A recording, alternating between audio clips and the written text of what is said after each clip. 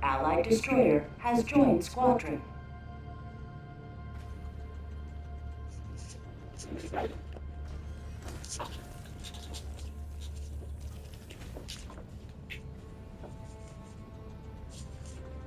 Right, we've got a squad. Squad. Oh, there's two now. Hello. Oh, there it is. Squad. Alright. How's it going, bro? Real good. I'm happy about this football win. Oh yeah. Yeah, mate. I didn't see the end. I was at work and then I had to leave halfway through, but I didn't see it. But they did. But they did do a win. It's good. Yeah, it's just we get to enjoy a final now. We get to enjoy a Sunday Yeah. of celebration. I mean, goal in the 90th minute. That must have been fairly exciting. Yeah, exactly. Because obviously everyone thinks it's going to go into extra time all the time. You know, so Yeah. oh, bloody hell, another half an hour of this shit. You know. And then it's like yeah, it's like we definitely won now. Yeah, mate. I just like because one of the guys at my work, like one of the guys we support, he was watching it, and I wish I could have seen his reaction when they scored in the 90th minute. Like I feel like he would have fucking lost his shit. But I wasn't there to see it. He would have leased his vows. Leased. Yeah. What do they call it when they let an arrow fly? Yeah. They're like loose. Loose. Nice. Loose your bowel. Everyone knows what you mean. Yeah. Evacuation. Alright, shall we go to Tom's ship? He's just logged on now. Yeah. Finally, taking his time. Yeah, he had to have a chat with Rose or some bollocks. Oh, did he? I don't know. Yeah, I came on about half an hour ago and he was like, just give me a minute. And I was like, alright, and it's been 40. Damn. Just give me 40 minutes. It's alright, I've had shit to do anyway, but I'm prepared now. But yeah, I'm gonna. I have to join him through the PlayStation menu because my friends list still doesn't work. So. Allied destroyer coordinates received. Hang on, what? Allied destroyer coordinates. Oh, is that you going there? Yeah, cool. All right. Allied destroyer has left squadron. Allied destroyer coordinates received. La, la, Initiating. la. Allied Yeah, destroyer I was has watching joined squadron. a science video on YouTube like a fucking nerd.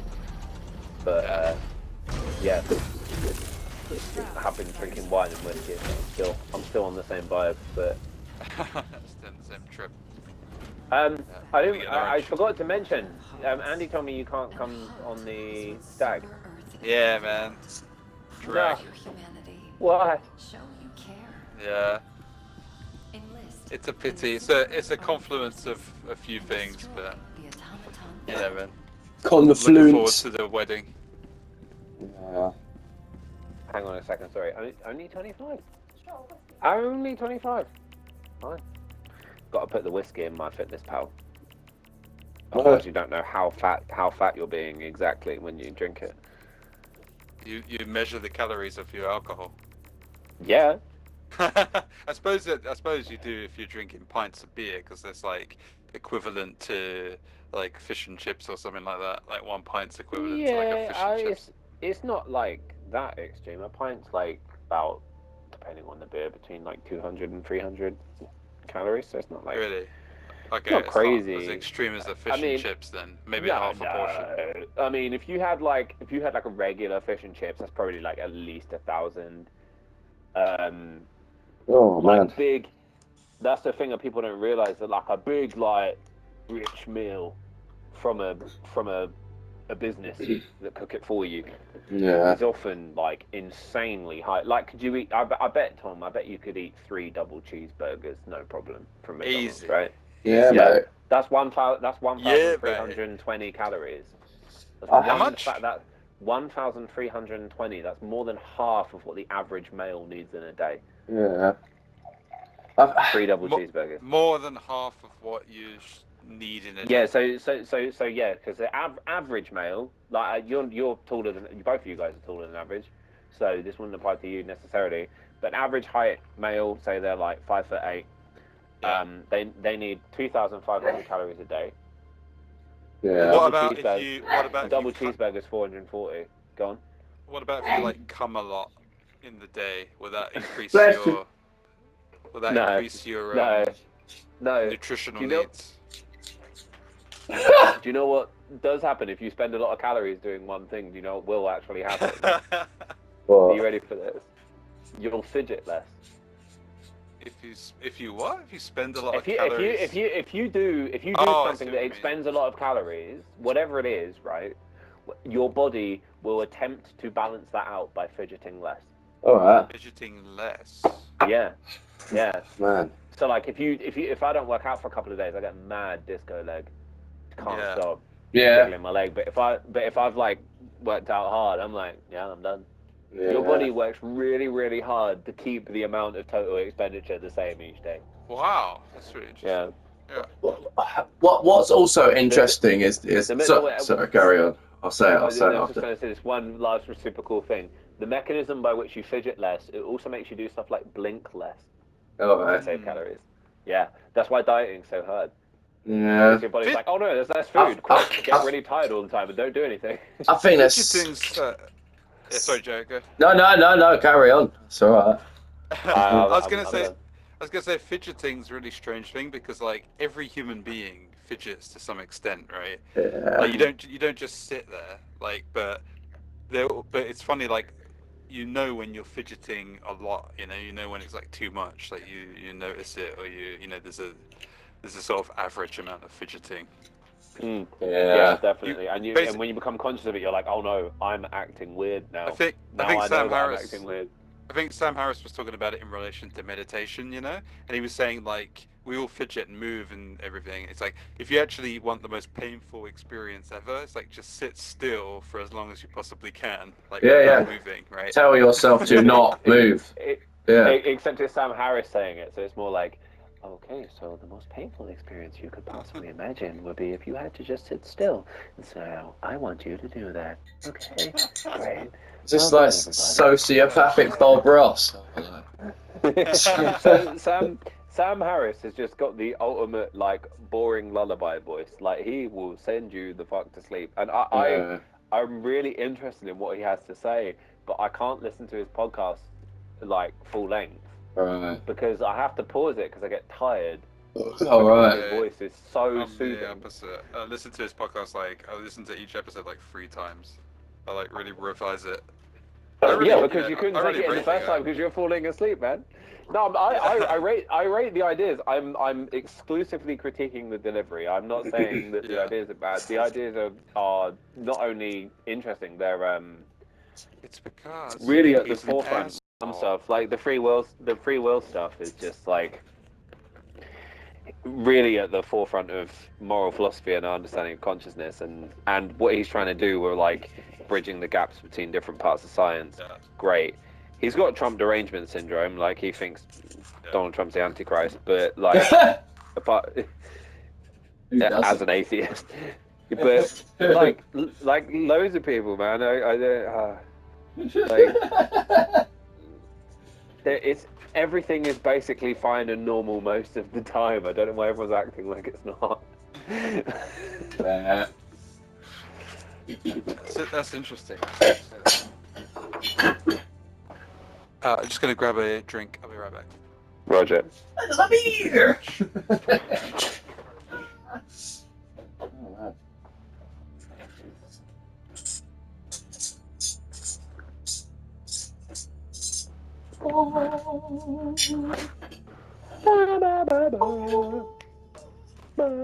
I mean, we've got the dream team here. Should we go straight in on Impossible?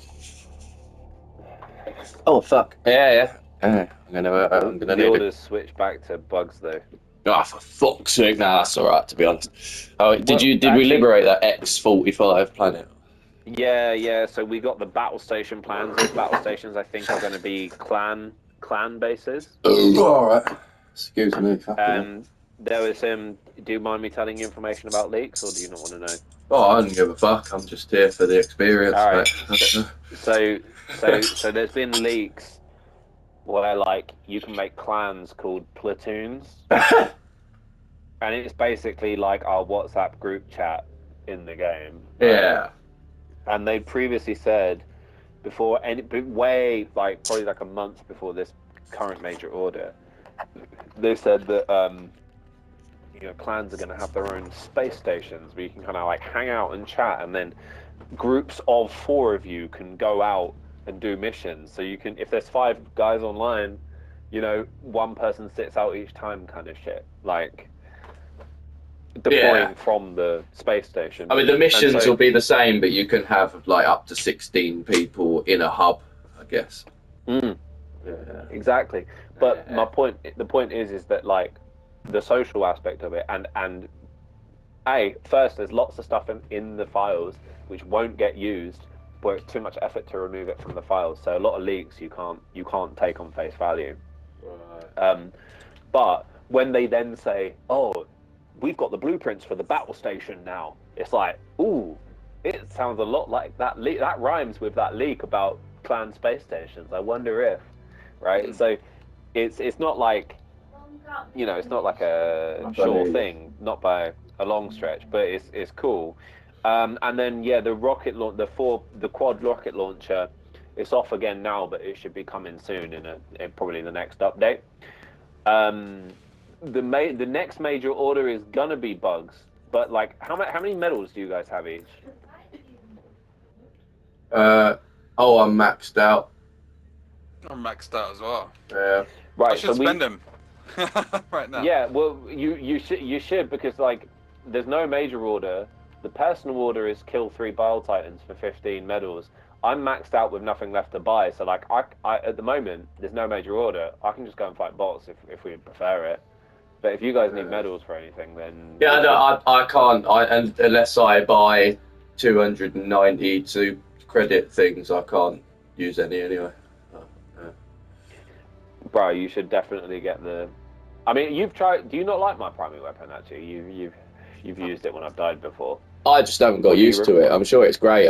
It's for me because I've not used to it. If I pick it up and have a go on it, it's like we usually do quite hard missions, so it's not the situation to kind of like. Bro, But it's like you don't even need to shoot stuff in the head. You can just shoot it in like the shoulder, and it will die. Yeah. Fucking amazing. And have you got have you got things to spend medals on, Tom?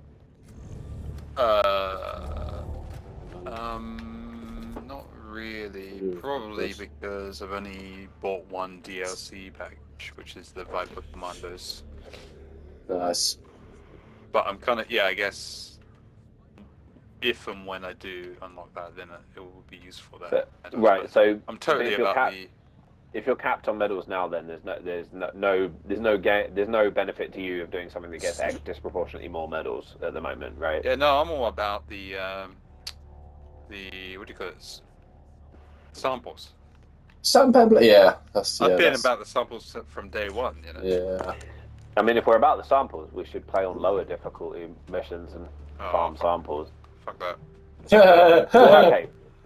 Basically, because there's no major order at the moment, it's genuinely open-ended. Do we want bots or bugs? I'm in the mood for bots, I think. Bots. Yeah, right. Yeah, I don't mind it. Either way, I'm all Rose is just asking me with her eyes if you guys heard her fart. Then did you hear that? No.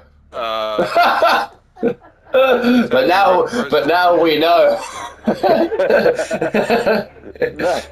No, she just like let one rip, and then I looked over at her, and she was like looking over at me like super embarrassed, like, I didn't hear that. So I thought I'd ask. Nice. I did detect a small disturbance in the force. You're good. No one has fucking eardrums out, mate. No one has a clue. Right. Give me 1 minute. I need to deliver a piece of egg custard tart to Rachel. Yeah, so Rory shipped stuff the other day and no one noticed. What? No, he didn't. I mean, that's the sort of thing that a big brother would say, and it would be true. You know? Yeah. You fucking shoot yourself, mate. Yeah. Fucking hell. The truth. That's crazy. That's crazy, bro. Have you tried DMT?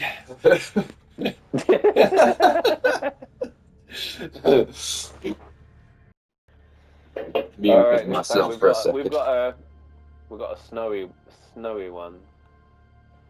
Obviously, we're going straight in on impossible because we're three absolute fucking experts. Yes. That's the spirit. That's what I want. I always want to feel like I'm one step away from death, you know? We're at that level. I prefer that level of challenge, yeah. Definitely. I've been surprised actually, like the learning curve, like we've really improved, like just in general, like all of us, you know. I watched this video which had a really clickbaity title, which sounds like the exact kind of thing of like, why the fuck are you watching that? Which was it was like how to be successful at anything, and literally even the top comment is like, #1 way to not be successful: watch videos on YouTube about how to be successful at things. But this was like a creator that I watch a lot of their videos anyway, and I was like, oh, like this looks like an interesting title. It was one of those, rather than like looking up how to be success, which is a bit more depressing. And they were talking about how basically like you do it. The way to get good at literally anything is you have a bit of a knack for it, like you enjoy it and you're like okay at it naturally, and then you do it loads. And the crucial thing is that when you're doing it loads, you're paying attention to what works and what doesn't work and trying shit out, not just like going all in on one way of doing it every single time. And that it turns out that that's like a perfect description of how we've played this game naturally anyway. Yeah. Right? Like, oh, I'm gonna give this a try, guys. Like, all right, yeah, you do this and I'll do this. Like, we're talking about it. We're talking about what does work and what doesn't work, and the tactics are like evolving through discussion over time. Like, so yeah, you would expect that like it would get better, and it's real nice. Yeah, there's been a lot of knowledge transfer from, like, for example, yourself to your team as well. You know what I mean? Like, oh, do this like this and beware of this, and like a lot of like knowledge transfer that would speed up if we were just playing single. But sometimes people are then saying back to me, oh, when I do that, this happens, and then it's, you know, it all feeds back on itself. But like, I don't know, maybe this is like way more normal for a lot of people, but like, there's literally nothing I do where I'm part of a team. Like, oh, right, in general, yeah. Like in my life, it's not even. I wouldn't even describe it as that. I would say that like I don't have the like mental equipment to experience the feeling of fitting in, like, which sounds really tragic, but I don't mean it in that way. I mean that like I really want to unpack that for half an hour. That sounds like a really interesting. I have a group of friends that I know that I'm like a part of, and I'm not a tagger on. You know what I mean? Like I know that like that's all legit, but like I don't think I've ever. Wider context, I have a really difficult time putting words to my emotions anyway. It's one of the bonus features of autism is like it's really, really difficult to describe how you feel, even if you do feel it. But like, I don't think I've ever felt. I think, or maybe the only time I've felt like a sense of belonging is when I've been on MDMA, and like never in normal life, including playing Helldivers with this team where it's very clear that like I'm an important part of the team and whatever. Still, it's like I don't know what the feeling of belonging is. I couldn't recognize it if you injected my brain with something that made me feel it. You think that's an autism thing then? I think that difficulty like naming your emotions is. Sense of. I don't know about not. No, I don't know about not feeling it at all. It's just that, like, yeah, really difficult to. You end up giving like a really like long-winded description of the emotion, and you're like, "Do you mean joy?" And you're like, "Oh shit, yeah, it is that one. Fuck yeah!" Like it's like that no, kind I of mean, thing. you can have individual joy. You know, you can have moments of joy in your own private. No, yeah, no, I'm using that as like a different example. I'm using that as a different example. I'm not saying that joy is the same thing as that. No, I know what that one is. I think belonging is almost like a sort of feeling that you're like indispensable. You know what I mean? Almost like feeling like, yeah, I really am part of this whatever, and I'm not in danger of being kicked out. And unless I do something sociopathic or psychopathic. That's so illuminating. Like that second part, that's the bit that's missing. Being like, I'm not in danger of being kicked out. Like, no, I've never, ever experienced that. Ever. Yeah, you know, I've never thought that about myself. That might be it. Yeah, you know, it's like because it's always just like I don't know. It's just kind of like, well, you know, I could fuck something up so badly that like everyone I knew turned against me. Like that. Yeah. That's possible. Therefore. Well, with extreme men like us, you know, there's always a possibility. You know, there's always one step away from the beast within. No, that's a problem. But I think that's you have to harness that beast. You know, if you're gonna, it's like Jordan, the great Jordan Peterson says. You know, you have to be. You know, I'm a lot. You're a stealth Jordan Peterson fan, man. I am. Yeah, like in I think he says a lot of intelligent things. I think he has a very literary way, which I can relate to, about looking at life and the way things work. You know, he just when he talks about the wisdom in the Bible, I understand where he's coming from, and that, and like wisdom passed along, and that was a vector and means of passing along wisdom. Yeah, I just basically the difference between me and him. I mean, there's a lot of differences, but a big difference is that I'm not a Christian. You know what I mean? Like I'm not a religious person in that sense, whereas he really does believe in God. Well, I don't know though. It depends who's asking him. I find that's one of the things I find so strange about him. I think in his heart he believes in like a literal God. So I think the opposite.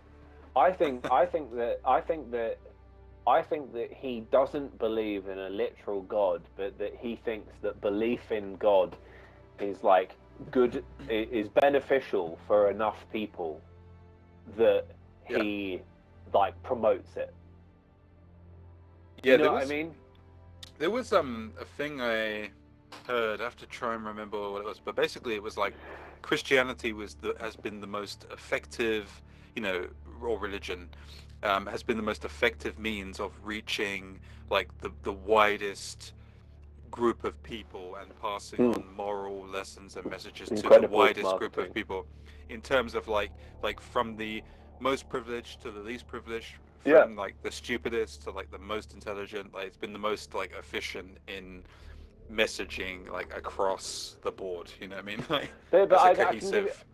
I can give you like a kind of like another example. So like, if I'm making like a, let's say, a rational, scientific, to the best of my knowledge, which is obviously extremely limited, um, like a rational and scientifically based view of the world where I'm going to prioritize evidence over conjecture, and I'm going to understand that evidence is evidence that supports something, which is not the same as a totalizing proof of something, which is abstract. Right. I teach statistical hypothesis testing. So, like, let's say, for example, you took a coin and you flipped it 10 times and you got 10 heads in a row, right? I can answer the question of how much you should believe that that coin is biased versus it being a fluke. And I teach teenagers to do that, right? And so, like, that from that perspective, I think it's extremely unlikely that human beings have any semblance of free will at all, and that the universe is essentially like a movie, and the elements that aren't deterministic are, as far as we can tell, random, which is we have just as little control as if it was deterministic. That being said, for the majority of people, the belief that they're in the driver's seat and that their decisions matter and that they can, through will and discipline, change their life for the better, will literally change their life for the better. Yeah. Yeah. So, like, believing that thing, which I think is false, can, like, can't just like change people's lives. It can like revolutionize things. You know what I mean? And it's almost, I would say that like internal locus of control is like a unifying feature amongst successful and happy people that you don't see among people that are like really struggling. And even I act as if I have infinite willpower and I'm always choosing, even when I'm probably just like not really choosing and succumbing to like lack of sleep or a bad mood or whatever. I frame it like I'm deciding to do this for these reasons because I'm in fucking charge and I'm gonna continue to steer my ship, because I think it's good for me. And it's like human understanding has reached this point now where we're like, free will probably doesn't exist, but like, oh, fucking hell, it's really good that we believe it does. And like, God probably doesn't exist, but oh, it's really good that we believe it does. Like, Yeah. it's like the thing that's outdated is this like, I search for truth. Like, okay, some truths are extremely fucking impractical, and you just kind of need to like separate. There's like how accurate something is a separate category from how truthful something is. And I think that we're watching Jordan Peterson, who spent his whole life, because he's like a fucking boomer, he spent his whole life, I'm searching for truth, and now he's having to contend with the fact that actually truth and usefulness are not correlated. Yeah, that's an interesting take on its current sort of state. I think obviously we could talk forever about Jordan Peterson, right? There's a lot of interesting facets. He, I do think he gets like tarred a little bit too much in general from the left, but and I do find him interesting and making interesting points. I mean, it's the same reason why I flatter myself. It's the same reason I would hope that Sam Harris finds a interlocutor, right? Even though they don't share the same views or beliefs they still, go on these tours together, right? They still have these interesting conversations. Do you remember that first podcast where they just like got into a fucking I love that. 2-hour argument about the what's definition of truth? Yeah, I've listened to that about 4 times. And I mean that debate is kind of like a foreshadowing the thing I was talking about, though. It's just like the way that Jordan tries to resolve it is by saying no, what's true is what's useful. And Sam's saying like, no, they're separate, but the thing that's true is more important than what's useful. Usefulness is a human. Different reasons. Usefulness is a human observation of a truth. Like a truth is not because it's useful, is it? Truth is like it's just information. We're saying let's say that God doesn't exist, but believing in God had like loads of psychological and social benefits. Oh yeah. I mean, I heard the whole thing you're saying about free will, and I completely agree with that, because it's like free will doesn't exist, but we feel like it does, and that's enough for it to drive us. Yeah, and I'm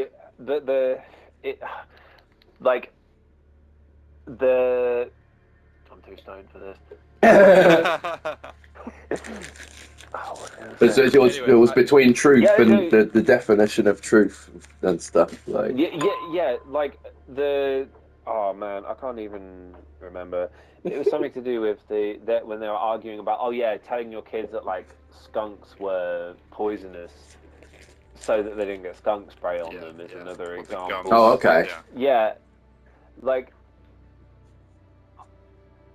It will keep you alive and the species alive, and it will keep the story. Like it's that's kind of like lying for the greater good, isn't it? It's like... Yeah, and that's why I don't think that Jordan Peterson actually believes in God unless he's in the way that he sort of like alludes spouses. to.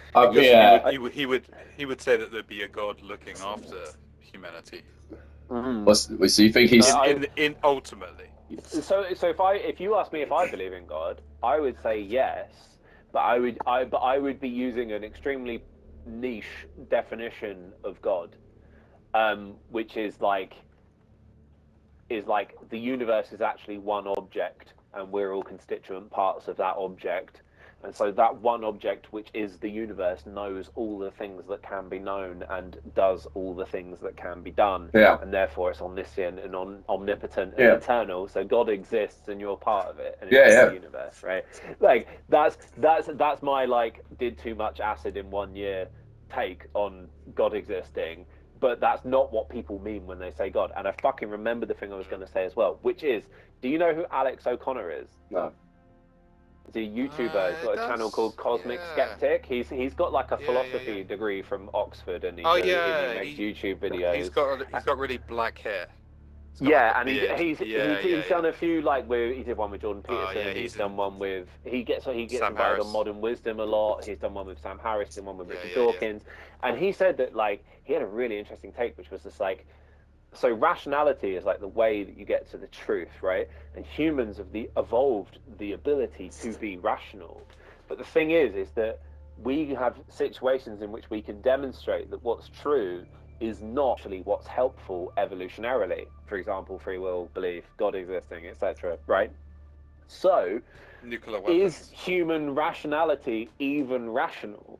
Or is human rationality an evolved mechanism to determine what is useful and tell yourself that it's true? Yeah. So you can't even trust the concept of rationality because rationality is an evolved quality for survival, not a way of determining the truth. So he had this guy on, and he was talking to a philosopher who was like, basically I think that it's not a good idea for humans to exist, right? It's not a good idea to be alive, right? And he was quizzing him. Well, are you depressed? Are you this? And he was like, no, just I did put it through the moral calculus, and just on balance, it's like life is suffering, and it's better if we never existed, right? Like we were never born. Jesus Christ! And then the guy, like Sam Harris is trying to find all these different ways of rebutting it, and then the guy says to him, "You see, well, you have an existence bias." Right, which is if you think about it, it's kind of like part of this argument. That's the most philosophy thing I've ever heard. Because it's like if you're if you're a rational being, it's like you're overprivileging human existence. You're overprivileging. Yeah, your why is it personal better to existence. exist than to not exist? Yeah, you're overprivileging the human race. You're overprivileging sentient thought. You know, like why? It's like there's a sentimental attachment to like our stake, isn't there? But yeah, I think this just goes to show that, like, you can't just solely rely on rationality because it arrives at these kind of conclusions. Yeah, You know, it there's a doesn't, lot. it doesn't give a shit about your feelings, and that's a bad Exactly, thing. but like we're trying to use rationality to maximize positive feeling. Really, Yeah. that's like what manipulate it, humans yeah. spend most of their time doing is one way or another in their own flawed way. That each individual is trying to like figure out how to maximize positive feeling for themselves and the people around them, unless they're like a complete sociopath. Yeah. Right? Like so Sadist. rationality is not yes. Rationality is not like the end. It's like the means to the end. You can rationally determine the most efficient way to commit mass murder, or you can rationally determine the most efficient way to alleviate suffering. Right? I just got a And Substack post from from Alex O'Connor. Like, just there we go. what a coincidence. There you go. Substack pop up. I've been holding a piss for a while, so I'm just gonna go for a wee, and when I come back, we're going to do some robot geology, bring you mortars, but yeah, this is good chat. This is why I love this game so much, man.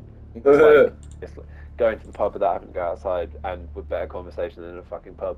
Brilliant. Anyway, I'll be back in a sec. See you, Graham. Yeah. That's a tough one to digest. That is A lot to unpack, and yeah, I mean the thing is, me and Tom are talking about a podcast that was specifically about these two giants arguing about what truth is, right? right. Yeah. We've both listened to this podcast about 4 times, so we're using that as the basis of this. You know what I mean? Whereas like if you've not heard the podcast at all, it's like you're coming into it, it's like, oh fuck, like. Yeah, I mean, I've been listening for about 15 minutes at this point, and to be honest, I've had conversations like this before. It's like it's even if it's kind of talking about this podcast, the topics that you're discussing, I have thought long and hard about for about 10 years. That's cool. I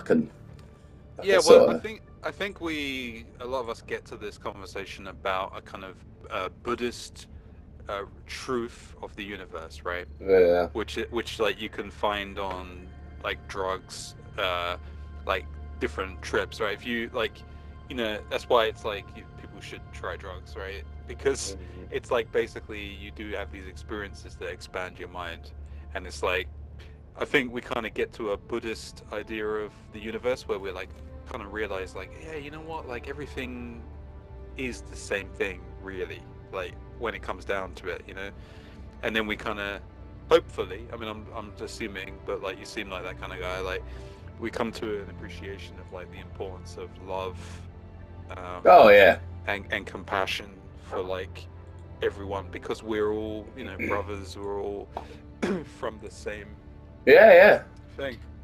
Well, that's But it. like that's in my mind, that's kind of like the truest form of the universal concept of, you know, Buddhism or existence. But what me and Tom are talking about in terms of the definition of truth, it's kind of almost like a different thing from that, where it's like you're arguing about how do we know something's true. You know what I mean? Like we're arguing about, it's almost like not what's true, but how do we know something's true. Well, the only flawed. way you can determine it is like if lots of people agree on it, then it's like that is more evidence that it is true. But still, you can't actually prove that everyone knows that. You know, it's just So that's the best we've being got. burned at the stake for being a witch. Yeah. Everyone agrees they're a witch, so we set him on fire. Well, that's different sort of truth, isn't it? That's like an opinion about somebody and their intentions, and then you could have a truth that's like that is a rock. You know, like but the majority of people in, I don't know, in Nazi Germany thought that they were the good guys. Like, Yeah. I mean, that would have been. I don't think the truth is democratic. I think democracy is good for other reasons, but I don't think that the truth itself. I mean, politicians rely on diverting from the truth, don't they? They just kind of rely on that. There's a job that relies on lying. But I mean that, like, if you like, so for example, when the COVID pandemic was happening, they asked people things like, what percentage of people have COVID? If you have COVID, what's the percentage chance that you're going to die? And as like a survey, and other, questions like that. And they found that, like, compared to the actual data, people massively overestimate it. So, like, if what most people believed was true about COVID was true, it would have, like, killed billions of people. Yeah. Do you know what I mean? Yeah. I don't think it can be based on not just, like, popular opinion. Maybe that's part of it, but I don't think that's, like, the basis of it. Not that I can suggest an alternative, unfortunately. I can shit on your suggestion, but I don't have one in my own. Yeah. So the real question is, why haven't we started a podcast to have these conversations and get paid for it? Yeah, that would be amazing. I'll do it. I've got a little bit more overtime in to go. Once I'm out of debt, we should fucking do that. Yeah. Oh shit, I just knocked my ashtray over. No!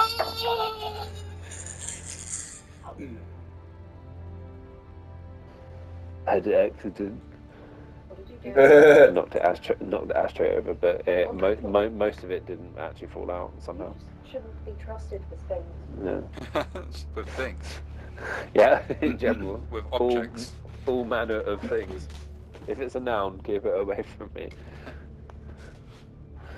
Are we okay to do geology first? Yep. Yeah. You're Initiating entropy well. FTL Let me Jump just 2, quickly. Vega Bay system. Right. Yeah, we're good.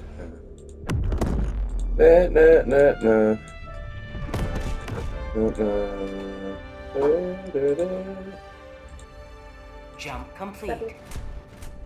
Let me do that. Mission coordinates locked.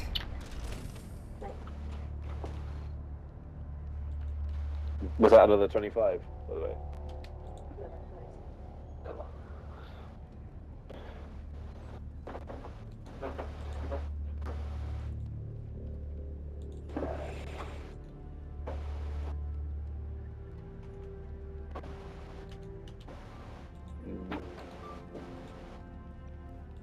Sorry guys, one sec.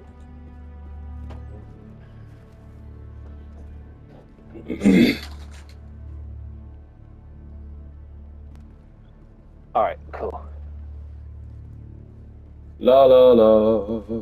Bang bang bang bang. I pissed on your bonfire a bit with your explanation of how we know what's true. I shouldn't have cut you off. What, me? Do you want to? Yeah. Oh no! But I was going to circle back to something you said earlier about humans not should like you said. Oh, they shouldn't have existed. It would have been better without us and all that bollocks. That's not what I. No, not you. No.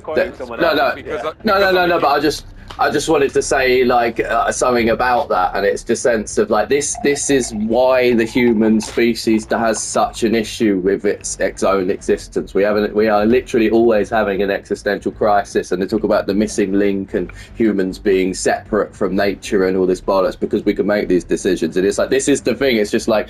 If you look at the world, it's like everything's happening in natural flowing state and none of it's really aware of what it's doing. It's just acting based on impulses and free, not like just sort of doing what it's supposed to do. And then humans come along and can make all these decisions and manipulate matter and change all of this stuff. And it's so different from what everything else looks like, even though we're organic and sort of look like these things, but are so separate from it. And that right there is like, that's the thing. It's like, Were we planted by aliens? Were we created by God? Did we No, I evolve think, naturally? It's all very complicated. I think we're part of nature, but we've just like slipped the bounds of balance, right? Like we've gone Yeah. too far in our. We're not in harmony with nature, and a lot Yeah. of human civilization, we've been in balance with nature, but Yeah. But it's just so interesting you- because everything else we observe is. Have you guys have heard the term that you've heard the term fucking what's it called? Flow states, right? Yeah. Yeah. So like with flow states, that's essentially what Zen describes. Yeah. As like, well, you just do what you're supposed to do because you're part of this total thing called nature and you're doing it. Yeah. You know, the reason that you need to mop the floor and then do the washing up is the same reason that like a bird sits on a twig and sings. Yeah. Because it's what it's supposed to do, right? Yeah. But they. And, Yeah. like, Zen Buddhism in particular is like trying to get at that essence, get into a state of mind where you then just do what you're supposed to do. Yeah. The question is, can you then do intellectual forward planning activities? Can that be part of what you're just supposed to do? Of course. But the fact that we have to put so much effort into overcome our own selfishness to do that, whereas everything else just does it. Yeah, it's like the society made us selfish, or are we naturally selfish? You know. Well, it's evolved, Yeah. but this is where it's obviously different. both. You know, this is the missing link. They talk about, oh, there's something missing here. We don't quite know how we came about and become so separate. It's just that's what they're talking about when they say, oh, it would have been better without us, because technically we're just causing a lot of problems and moaning about all this shit that's just normal. As judged by who, though? Like, problems for whom? Like, do you know what I Well, mean? potentially ourselves in the future if climate activists are correct. Yeah, sure, but like we still I would rather be alive this year than any year prior. Like, would you want to live in like the 1950s where like you got a toilet that like doesn't flush? And, Yeah, but you didn't like, know any better, though. If you get cancer, like you're just gonna die. Yeah. Like, like, you know what I mean? Yeah, of course there were, bad things, but then again, people were much more in tune with the world around us. We were outside a lot more, and probably I know there's a lot of arguments on both sides of that. I wouldn't say it really matters, because when you're there, that's just what you know, and you don't know any different. Yeah, no, I agree. But to the same end, that's why I'm not like too worried that like kids spend a lot of time on the internet. Oh no! I am. This is why I'm. For the same reason, because they'll adapt to their environment. Yeah. That's what we do. No, but this is why I've always been such a liberal person, and why I really, really struggle to kind of like take control of things, because I'm just cool with everything. It's just like, I can. Too nice. Yeah, it's like, I can kind of explain away anyone's bullshit, because it's like, but this has happened because this shit in the past led up to this, and it's like, it's really shit that person's done this, but I can kind of understand why they did, and everyone's just like, the fuck's wrong with it? Yeah, but I think that where that treads into, for you, where that treads into like dangerous territory is when like a person takes advantage of you, and then because you're a chill guy, you end up in a situation where you let them take advantage of you again. Yeah, they're malicious. Do you know what I mean?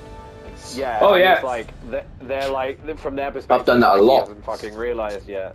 Yeah. Right, and the fact that I can just like point at that is like that's a risk factor for you. It's not like it's good to be okay with like different ways of being and different ways of approaching life.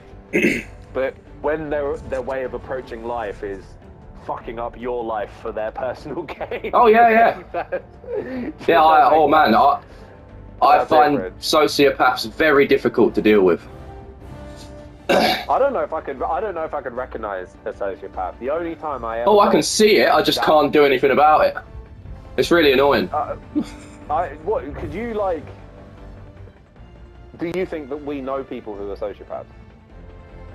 It depends on your definition of it. I think that an extreme sociopath is like a crack dealer that preys on my ultimate definition of a sociopath is like a crack dealer that manipulates poor people into becoming their customers and then gets them into a cycle of crime and abuse to make money off them. Right. Yeah, it's right. So I would say that that's an example. I think that's an example of of a sociopath, but also I think that's a particular kind of crack dealer. I think it's theoretically possible to be an ethical crack dealer. All right, But like I would say, what a sociopath is someone who's medically not capable of feeling understanding, understanding what other, not feeling empathy or remorse. Yeah. But then you're physically incapable of feeling empathy or remorse. But Tom, they always say though, they're like, oh, you know, but like sociopaths are really empathetic because they use that to manipulate people because they have such excellent empathy. That's different. That's which is different. more like I fall more into that category, you know what I mean? So like I'm an empathetic sociopath. To be able to overcome that and then Tom, like you're autistic too. It's fine. Like, but like the literally the way my version of empathy is the same. Like I can't tell what other people are feeling from looking at their faces. Oh, but I okay. care. Really? I care what no. But I care what they're feeling, and so I've taught myself to use like logical inferences. Wow. To be like, oh, they probably feel this way, and therefore I should behave like this. You're and then like I'll ask Rose. I'll be like, someone said this to me. Do they mean this? Like you're like a real life AI. Human AI.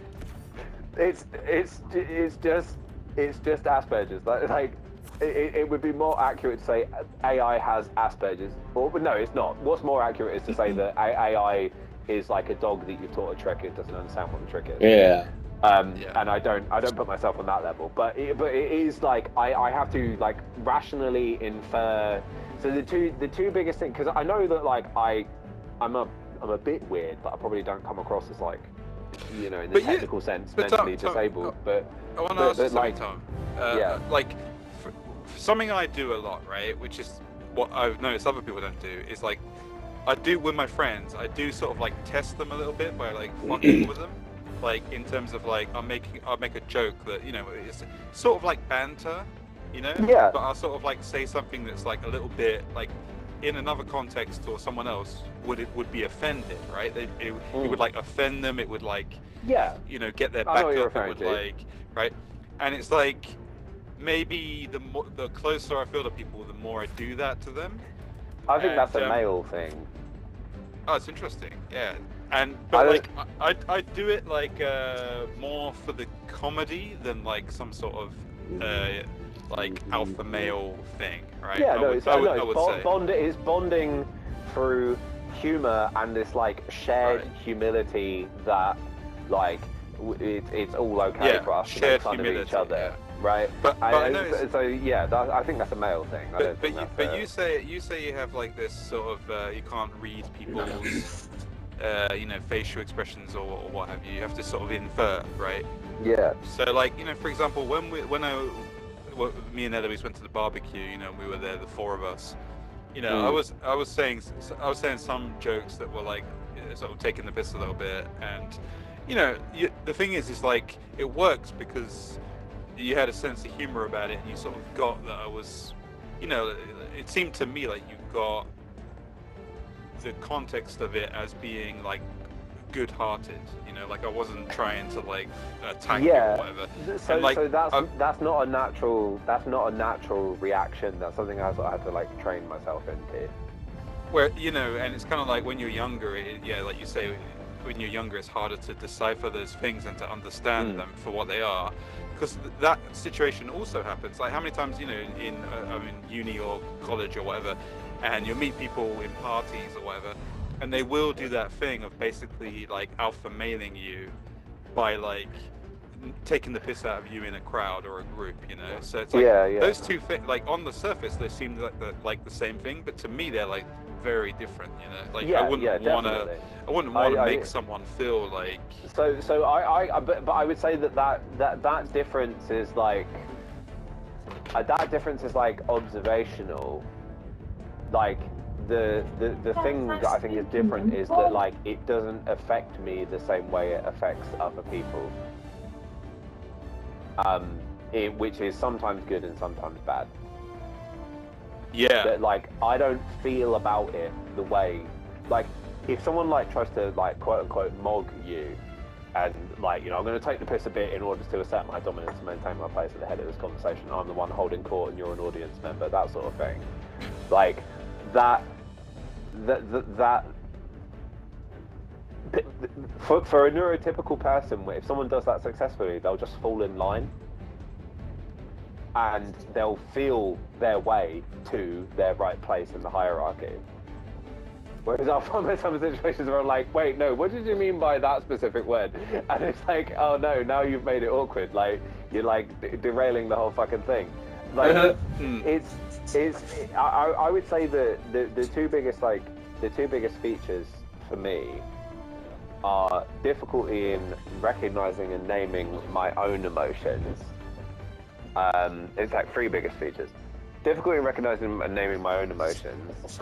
Difficulty in telling if things went one way or the other. Like, the way I actually approach social situations now is that, like, I'm aware that I can't tell if someone's being nice or nasty, so I'll assume they're being nice. Really? Because if they are being nice, then cool. Oh, man. I'm just taking part in the fun, and that bit went over my head, but that's cool.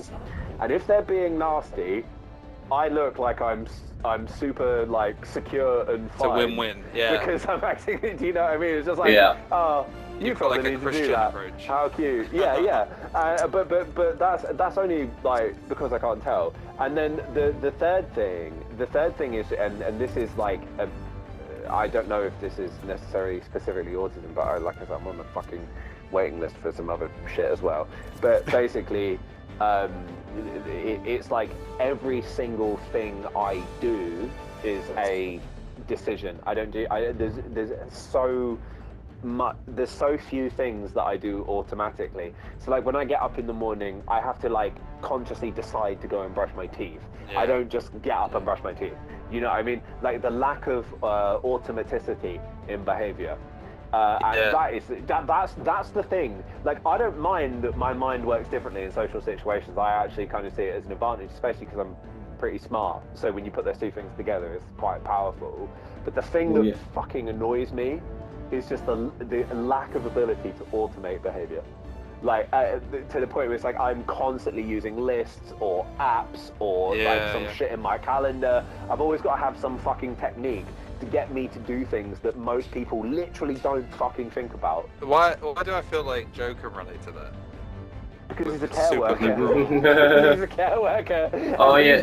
They're making the list from the now and next board for the autistic guy. He's like, right, now wipe your bum. Now wash your hands. Like, fucking. Well, yeah, but the problem is that I can't automate those behaviours. So a lot of the time I just don't, which just leads to self-neglect.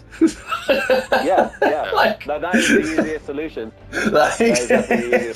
Like I will admit that I definitely don't brush my teeth anywhere near as much as a normal human should, and I don't even tell myself to do it. It's just every now and again I walk into the bathroom and pick up my toothbrush and brush my teeth, and there's no trigger for it.